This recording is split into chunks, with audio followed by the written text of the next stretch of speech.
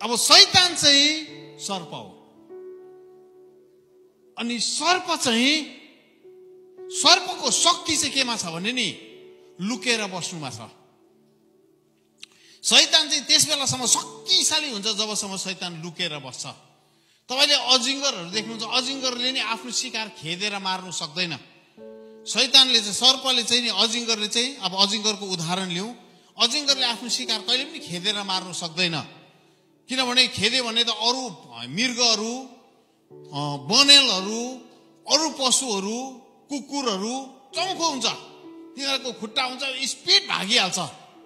तर अजिङ्गरको सबैभन्दा ठुलो शक्ति चाहिँ के छ? लुक्नुमा छ। लुकेर जति सक्दो पशुको नजिक पुग्छ त्यो सर्प चाहिँ त्यति नै शक्तिशाली हुन्छ। अनि आजको दिन पनि शैतानको रणनीति चाहिँ त्यही हो।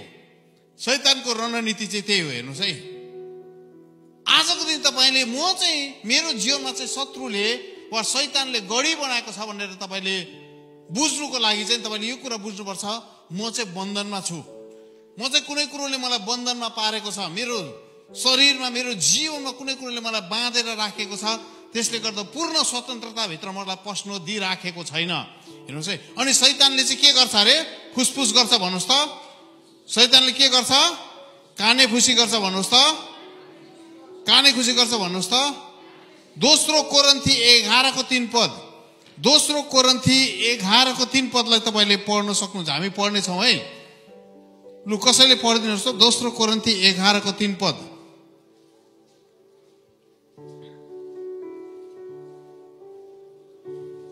अब हामीले सर्प कसरी काम गर्छ हामी हेर्छौँ।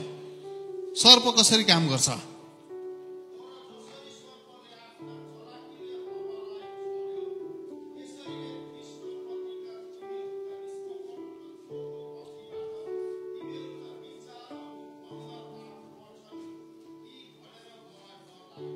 आमेन। जसरी शैतानले जसरी सर्पले आफ्नो चलाकीले हावालाई छल्यो, सर्पले के गरेछ? हावालाई छल्यो। अनि सर्प चाहिँ कसरी बोल्छ अरे? काने खुसी गरेर भन्नुहोस् त। काने खुसी गरेर। हेर्नुहोस् है, उत्पत्तिमा तपाईले पढ्नुभयो भने सर्पले चाहिँ हावालाई के दियो? एउटा विचार दियो। शैतान कहिले पनि जोडले बोल्दैन।